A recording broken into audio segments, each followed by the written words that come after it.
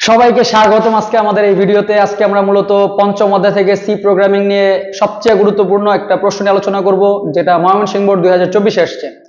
এই কোশ্চেনটার একটা স্পেশালিটি আছে, যেখানে একটা ধারা দেওয়া হয়েছে। তো ধারার ক্ষেত্রে আমাদের সাধারণত এরকম সিম্পল ধারা দেওয়া থাকে, যে ধারা থেকে আমাদের বলা হয় যে যোগফল নির্ণয় করো বা ফর লুপ দিয়া করো, ওয়াইল লুপ দিয়া করো, এরকম কিছু ডিফারেন্ট কথা বলা দেয়।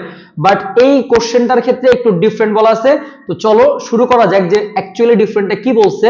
এন্ড ম্যাক্সিমাম ভালো স্টুডেন্টরা এখানে একটু ধরা খায় বা প্যাচ লেগে যায়। সো আমরা এই প্যাচটা ছোটানোর চেষ্টা করবো আজকে। তো চলো বোর্ডটা শুরু করা যাক।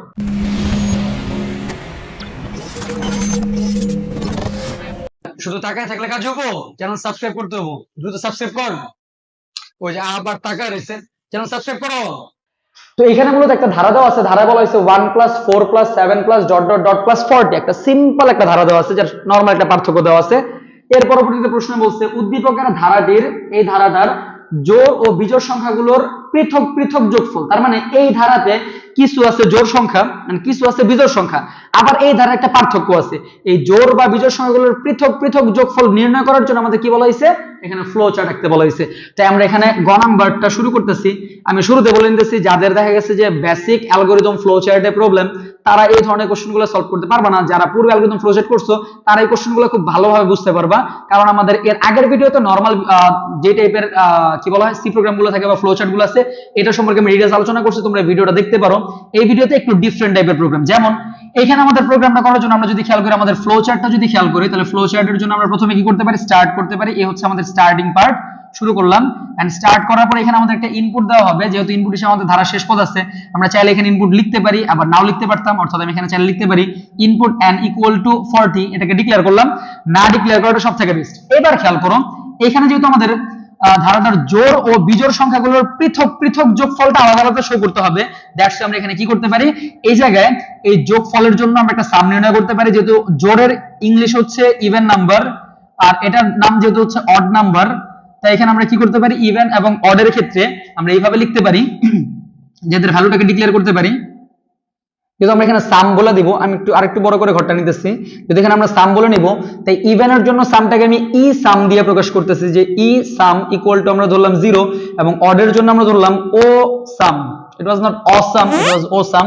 সো ও সামের ভ্যালুটা এখানে কত হতে পারে, 0 ধরলাম, এবং ইনিশিয়াল আমার ধারার প্রথম পদটা দেওয়া আছে কত, 1। এন্ড দেন আমরা এখানে কি ব্যবহার করতে পারি, একটা কানেক্টর ব্যবহার করতে পারি। এই হচ্ছে আমাদের কানেক্টর। এন্ড দেন আমাদের প্রথম যে কাজটা, যে এই সংখ্যাটা, এই যে আমরা i = 1 নিছি, সেটা জোড় না বিজোড় প্রথম অবস্থায় এটা ফাইন্ড আউট করতে হবে। তাহলে জোড় না বিজোড় এটা ফাইন্ড আউট করার জন্য আমরা কি করতে পারি, এখানে একটা শর্ত ব্যবহার করলাম। এবং এই শর্তে আমরা কি করতে পারি, যে জোড় বিজোড়ের জন্য আমরা জানি যেহেতু i নিছি, আমরা বললাম i % 2 = 0, যেটা হতে পারে না হতে পারে। আমরা জানি কোন একটা সংখ্যাকে যদি 2 দ্বারা বিভাজ্য হয়, কোন একটা সংখ্যা যদি 2 দ্বারা বিভাজ্য হয়, তাহলে এটা জোড়। 2 দ্বারা অবিভাজ্য হলে এটা কি বলা হয়, বিজোড়। তার মানে এটা ইয়াসও হতে পারে, আবার নো হতে পারে। যদি এটা সত্যি হয়, তার মানে i কে ওই সংখ্যা দ্বারা ডিভাইড করার ফলে ভাগশেষ 0 আসে, তার মানে এটা জোড় সংখ্যা। তাহলে জোড় সংখ্যার ক্ষেত্রে এখানে আমরা কি করব, অড সাম, সরি ইভেন সামটা আমরা নির্ণয় করব। এটাকে আমরা প্রকাশ করছিলাম ই সাম দ্বারা। এই যে লিখলাম ই সাম = কত আসবে, ই সাম প্লাস ইনিশিয়াল ভ্যালু, এবং i = কত আসবে, ধারার পার্থক্য। এখানে পার্থক্য কত করে দেওয়া আছে, 3 করে পার্থক্য আছে। তাহলে কি লিখতে পারি, i = i + 3। এই হচ্ছে আমাদের ই সামের কনসেপ্ট। আর অসামের কনসেপ্টে যেটা আসবে, সেটা হচ্ছে এরকম, যে এইখানে আমাদের যেহেতু দুইটা ভ্যালু দেওয়া আছে, একটা হচ্ছে অডের, এটা যদি 2 দ্বারা অবিভাজ্য হয়, তার মানে সেটা হচ্ছে বিজোড় সংখ্যার। বিজোড় সংখ্যার যোগফলটা আমি ধরছি ওসাম বা অসাম। সো দিলাম আমরা অসাম = কি আসবে, অসাম প্লাস এখানে আমাদের ইনিশিয়াল, এবং i = কি বলছে, ধারার পার্থক্য i + 3 আছে, দিলাম পার্থক্য। এখন এই যে i এর মানটা যে ইনক্রিজ করলাম দুইটা ক্ষেত্রে, এই ইনক্রিমেন্টটা আমাদের লিমিট কতটুকু পর্যন্ত বলছে, 40 পর্যন্ত।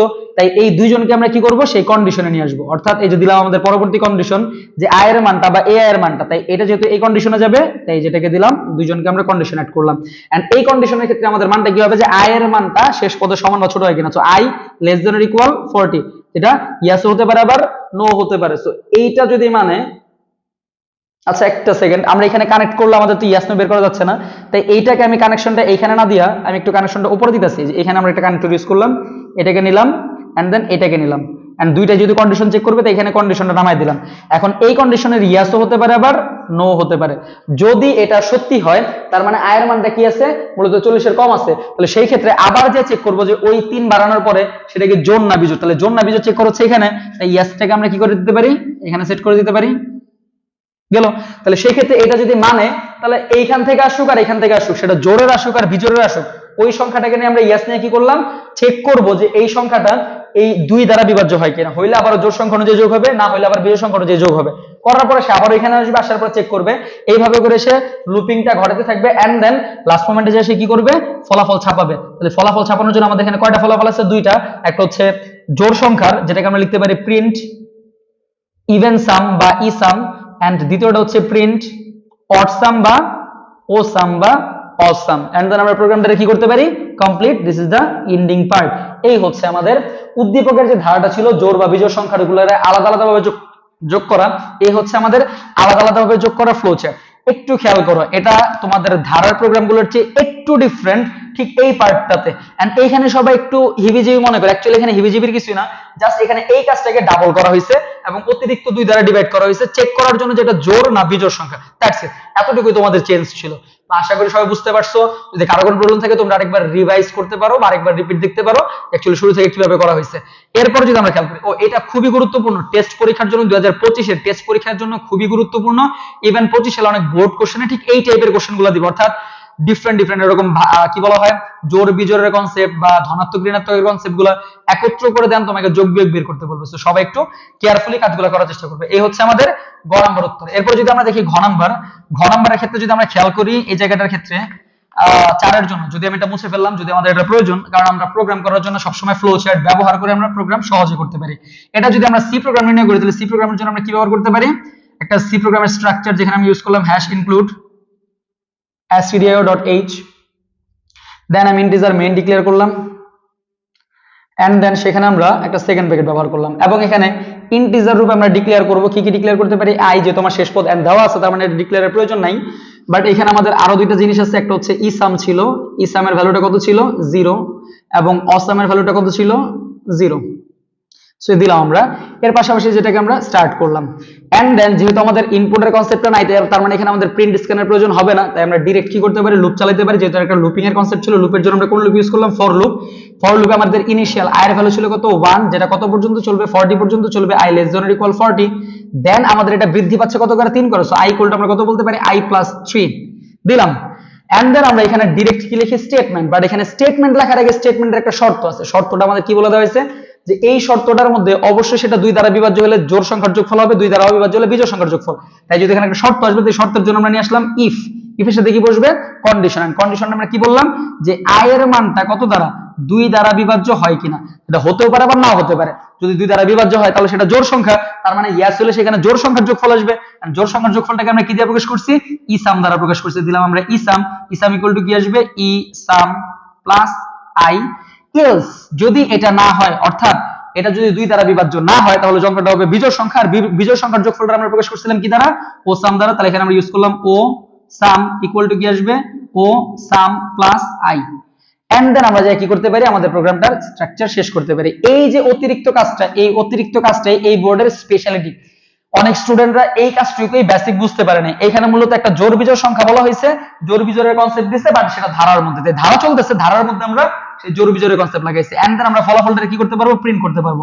প্রিন্ট করার জন্য লিখলাম আমরা প্রিন্টএফ। এখানে কাকে প্রিন্ট করব, আমরা ইসামকে প্রিন্ট করব। তাহলে ইসামের জন্য আমরা দিলাম ফরম্যাট একটা %d, এটা কার জন্য ছিল, ই সামের জন্য ছিল, যে দিলাম আমরা ইসাম।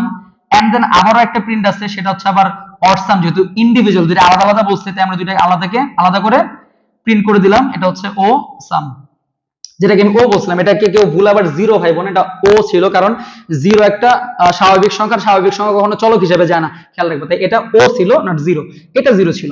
এবার যদি আমরা খেয়াল করি প্রোগ্রামটাকে শেষ করব, আমরা শেষ করার জন্য কোন ফাংশন ইউজ করতে পারি, রিটার্ন 0, কাম শেষ, এন্ড। সো আশা করি সবাই বুঝতে পারছো, এই হচ্ছে আমাদের প্রোগ্রামিং এর কনসেপ্ট, যেটা একটু ব্যতিক্রমী প্রোগ্রাম ছিল।